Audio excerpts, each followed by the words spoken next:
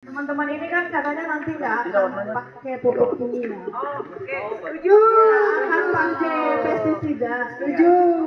Kimia maksudnya, karena kan untuk pelestarian juga di hutan. Artinya supaya hutannya tetap organik. Ya.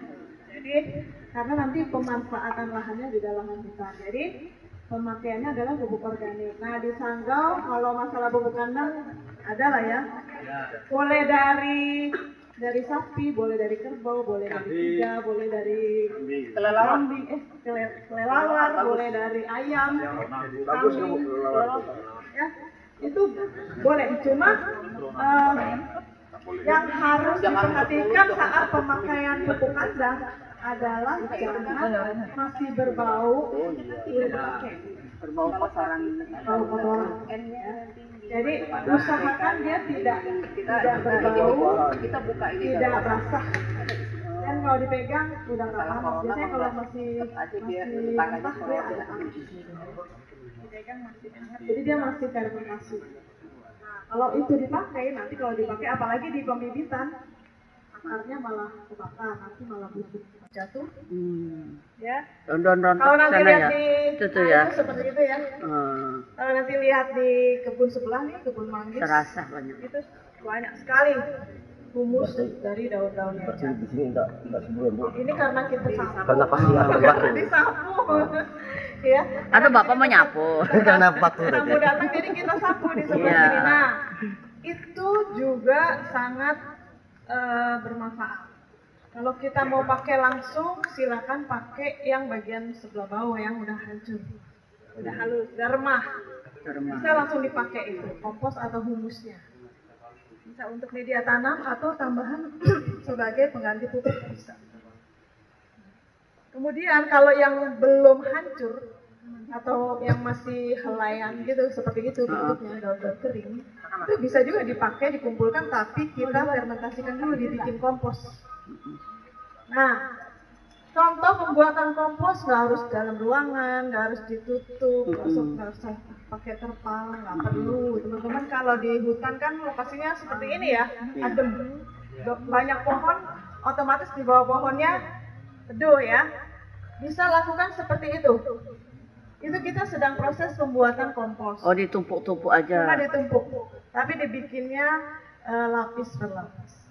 Gitu. Jadi pembuatan komposnya ada 3 lapisan. Ya, pertama si daun-daun atau bekas-bekas dari tanaman ya, buah boleh, kulit buah boleh, daun boleh gitu ya. Kemudian boleh yang segar, boleh yang kering, silakan. Yang masih baru jatuh juga boleh. Kemudian di atasnya lagi kita kasih bubuk kandang. Atasnya lagi dilapis tanah tipis. Bikin terus seperti itu, layer per layer. Ya, lapis per lapis. Sampai tingginya boleh sampai ya semudahnya kita nyangkul. Mau setengah meter sampai ketebalannya setengah meter gitu. Nah, bikin kotaknya nggak usah besar-besar, 1x1 atau 2x2 paling besar boleh, gitu ya.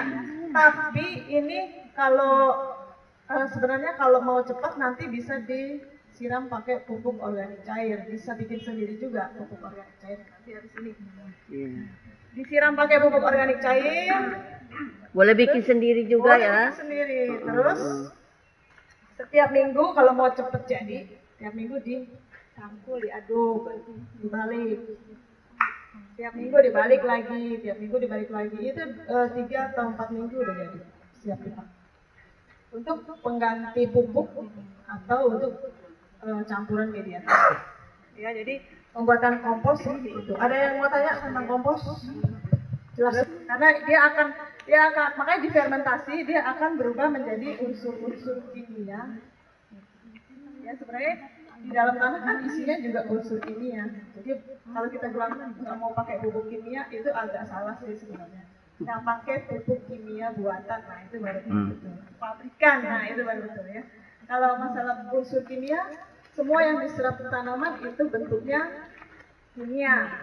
Jadi bentuknya ion-ion yang diserap oleh tanaman. Ya. Jadi nitrogen, ya kan, fosfor sama Kalium itu kebutuhan utamanya tanaman, Pak. Jadi nggak masalah. Dari tanaman apa aja, buah maupun daun, mau asam atau manis, itu tidak masalah untuk jadi kompos. Yang perlu diperhatikan mungkin adalah gini, kita melihat di hutan, kalau bisa ya, kalau kita mau bedain, kita mau bikin pupuk kompos untuk pertumbuhan daun dan batang atau vegetatifnya dulu dari pohon, dari tanaman apa nih? Cari tanaman yang pertumbuhan vegetatifnya bagus banget, contoh kayak beringin, contoh kayak bambu, cepet sekali kan dia pertumbuhannya kan, mungkin dalam 1 hari dia bisa berapa meter si bambu tumbuh. Nah, yang seperti itu kita pakai komposnya untuk bibit tanaman, jadi untuk pertumbuhan vegetatif, pertumbuhan daun sama batang. Nah, kalau untuk pertumbuhan generatif itu bagusnya dari kulit-kulit buah kayak gitu ya. Kulit buah kita bisa pakai, tidak harus dikomposkan, nanti bisa dibuat pupuk cair. Itu bagus untuk pupuk saat tanaman berbunga atau saat tanaman berbuah. Ya, jadi hormon yang ada di buah bisa dipakai untuk pupuk generatif. Terus hormon yang ada di daun-daun dan cabang-cabang, tunas-tunas yang rontok, yang kering, itu bisa dipakai untuk pertumbuhan vegetatif. Bonggol-bonggol kayak bonggol pisang, bonggol bambu juga bagus dipakai untuk pertumbuhan vegetatif. Gitu Pak. Ya. Ada lagi pertanyaan? Dia polybagnya kecil-kecil tuh. Sama apakah itu siap ditanam ke lokasi? Ada yang kecil dulu. Karena mereka ada yang mendatangkan dari Jawa, ada juga dari sekitar provinsi Kalimantan. Itu apakah sebelum nanam ada perlakuan dulu? Karena saya lihat apakah harus dipindahkan dulu ke sebelum mudah sehat lah di itu, karena perjalanan jauh. Kedua, apakah cocok juga untuk di daerah yang dalam sendiri rimba-rimba atau di pegunungan? Karena biasanya kalau unggul ditanam yang hutan, apakah cocok tidak di sana? Karena biasanya yang di dalam-dalam itu yang dari biji banyak ya. Mungkin ada pengalaman sini kalau yang unggul-unggul tanam di agak rimba atau ke dalam, apakah bisa gitu gimana?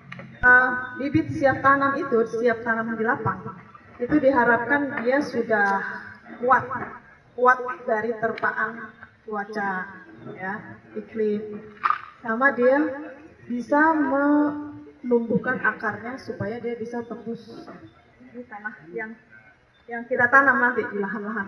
Nah, jadi pemeliharaannya adalah kalau bibitnya polybag kecil kayak kemarin batang bawah, ya nanti kalau sampai di sana diistirahatkan dulu di tempat teduh, dirawat dulu sampai dia segar lagi. Setelah dia segar lagi, sudah mulai tumbuh tunas baru, kita boleh pindahkan ke polybag yang lebih besar. Ya, bisa yang lebih besar. Kemarin misalnya ukuran polybag 15 bisa pindah ke polybag 25 atau 30 cm ukurannya.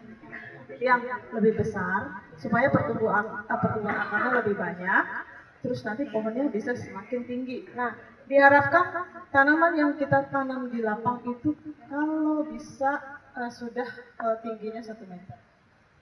Boleh buat kita pindah ke lapang. Dan kondisi pas penanaman saat di awal musim hujan atau pada saat musim hujan, jadi supaya tanamannya nggak stres. Kalau musim kemarau nanam nanti kepanasan, ya. Itu kemudian cocok atau enggaknya itu tergantung pada itu bibit apa, daerah yang mau daerah asalnya itu bibitnya dari dataran rendah atau dataran tinggi, kemudian nanti ditanamnya mau di dataran rendah atau dataran tinggi juga harus sama. Kalau misalnya bibit yang ada di asalnya dari daerah pantai, ditanamnya di daerah gunung, kelihatannya dia pertumbuhannya akan lambat atau mungkin nggak mau berbuah gitu. Atau sebaliknya juga begitu. Ya, jadi yang lebih itu bukan di tengah hutan atau di lahan yang di perumahan rakyat atau di halaman, tapi masalahnya di ketinggian tempat. Itu yang harus kita perhatikan. Nah, kenapa bibit yang di tengah hutan kadang-kadang nggak cocok atau nggak mau tumbuh? Mungkin karena dia terlalu teduh, jadi kurang matahari bisa juga. Jadi si tanaman kalau baru tanam kita butuh matahari juga.